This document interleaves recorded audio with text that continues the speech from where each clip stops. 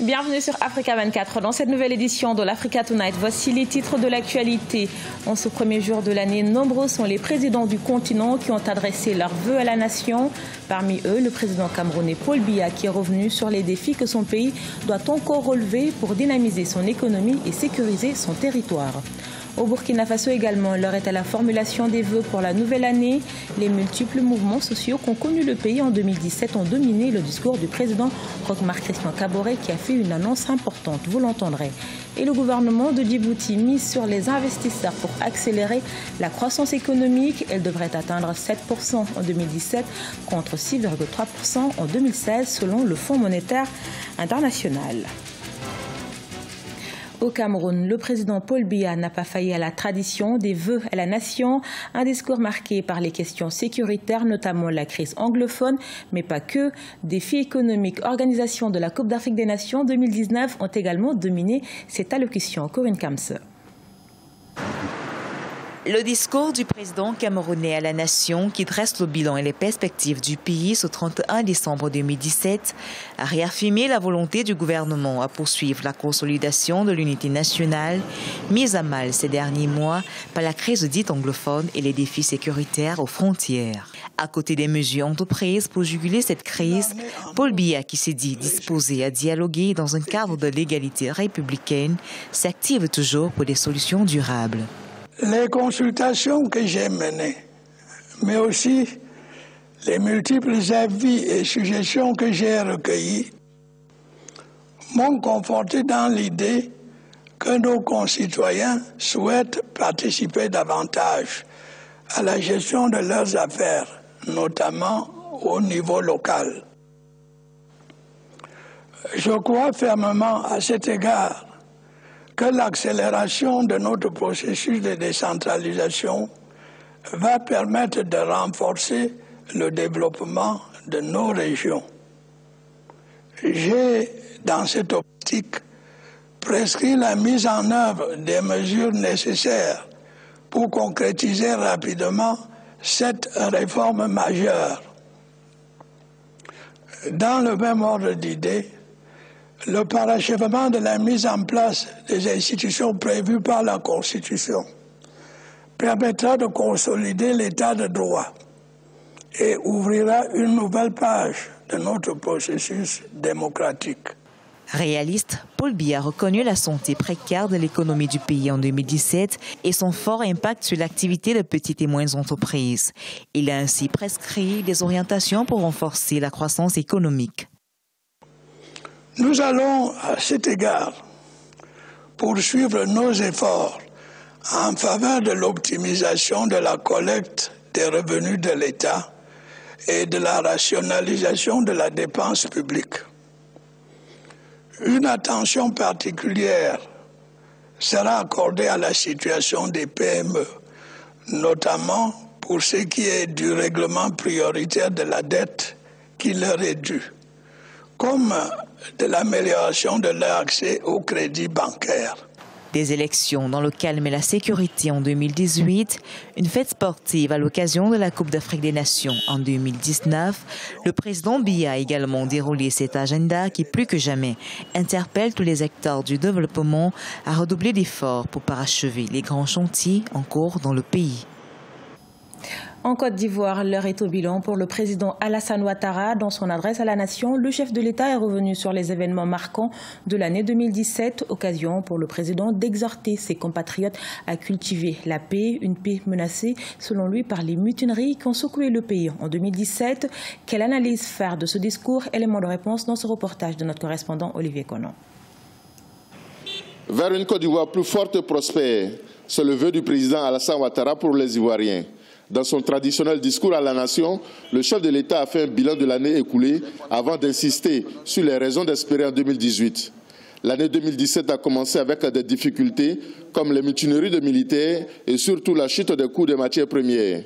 La résilience du pays a permis d'aller de l'avant. La bonne tenue de l'économie a permis le paiement de 911 milliards de francs CFA de dette intérieure. Pour les observateurs, c'est un véritable discours-programme délivré par le chef de l'État. La paix retrouvée, grâce donc à une bonne gestion, du dialogue, de concertation. La sécurité retrouvée grâce aux investissements accrus dans le domaine de la défense et de la sécurité, mais une économie qui est restée malgré tout forte, parce que de 2012 à 2016, on était à 9%, malgré donc les turbulences. En 2017, la Côte d'Ivoire est quand même restée à 8%. Au plan politique, l'année 2018 s'annonce très animée avec la tenue des élections municipales et régionales. De plus, le chef de l'État a annoncé la mise en place du Sénat, la nouvelle chambre du Parlement ivoirien, mais n'a pas évoqué l'opposition ivoirienne, comme le notent les observateurs. C'est vrai qu'il n'a pas directement cité l'opposition, mais ce que l'on sait, c'est que le grand souhait du gouvernement, et lui-même son souhait, d'après ce qu'on a appris, c'est que le FPI en particulier, et tout le FPI réconcilié soit vraiment présent à ces élections sénatoriales, régionales et municipales qui arrivent, afin que ça nous serve véritablement de baromètre pour entrer en 2020. Au total, pour le président Alassane Ouattara, 2018 sera une bonne année pour la Côte d'Ivoire. Le gouvernement est au travail pour achever les chantiers engagés pour améliorer le quotidien des Ivoiriens. 133 milliards de francs CFA seront par exemple investis dans la construction d'écoles techniques afin de donner aux jeunes une formation débouchant sur l'emploi. En plus des grands travaux d'infrastructure, la vitalité de la jeunesse sera le moteur de la croissance de la Côte d'Ivoire dans sa marche vers l'émergence. Au Burkina Faso voisin, le président Roch Marc Christian Kaboré a terminé l'année 2017 sur une annonce importante. Le chef de l'État propose une mise à plat des rémunérations dans la fonction publique en vue de l'adoption d'un nouveau système salarial. Aucune date n'est encore annoncée pour la nouvelle constitution, mais des concertations autour de son mode d'adoption seront bientôt entamées. Je vous propose de l'écouter. La persistance des revendications salariales et les demandes d'amélioration des conditions de vie des travailleurs dans les différents secteurs posent avec acuité et urgence la nécessité d'une réforme du système des rémunérations dans la fonction publique pour plus d'équité et de justice sociale. Il importe de mettre fin à la méthode qui consiste à régler les revendications des travailleurs au cas par cas. Une telle démarche ne prend pas en compte la nécessaire vision d'ensemble qui devait présider à toute initiative destinée à satisfaire les revendications des fonctionnaires. Cette approche a eu entre autres pour conséquence d'entraîner des distorsions énormes de traitement qui doivent être corrigées. Dans le reste de l'actualité, avec une croissance économique de 6,3% en 2016, le gouvernement djiboutien souhaite accélérer la croissance de son économie. Pour y parvenir, des mesures fiscales ont été annoncées afin de faciliter le climat des affaires, une initiative saluée par la Chambre de commerce, l'institution représentative du secteur privé à l'échelle nationale, qui apporte d'ailleurs des suggestions. Siam le Victoria Senti. Soutenu par une position géostratégique favorable, Djibouti est un carrefour économique attrayant pour les investisseurs. Cependant, l'économie est très peu diversifiée. Le secteur des services occupe 75% du produit intérieur brut du pays. Pour accélérer la croissance, le gouvernement veut désormais miser sur les investisseurs. Courant 2017, des mesures fiscales ont été annoncées. Il s'agit entre autres d'un guichet unique virtuel pour les opérateurs économiques, de la réduction des procédures et coûts de l'électricité, la création d'un système de paiement national ou encore de la mise en place de systèmes d'information performants et pratiques. Le gouvernement de Djibouti a mis beaucoup l'accent sur l'investissement public, sachant que le partenariat public-privé à Djibouti est rentré dans l'ordre. Il y a une loi qui a été promulguée par le président de la République. Et nous souhaitions que le secteur privé accompagne le gouvernement dans l'élan de développement. Pour la Chambre de commerce de Djibouti, transformer radicalement l'économie du pays revient à créer un cadre propice pour les investissements étrangers, mais surtout nationaux.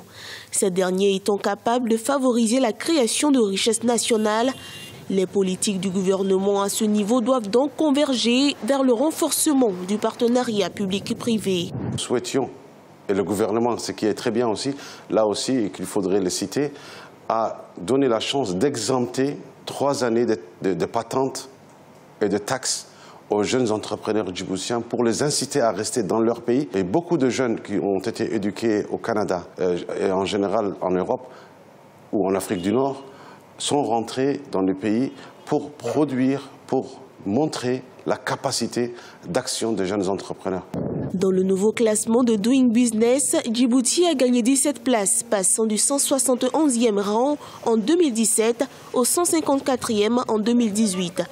Tiré par de grands projets d'investissement dans les secteurs infrastructurels, des hydrocarbures, mais aussi de la logistique, la croissance djiboutienne s'est maintenue à 6,3% en 2016.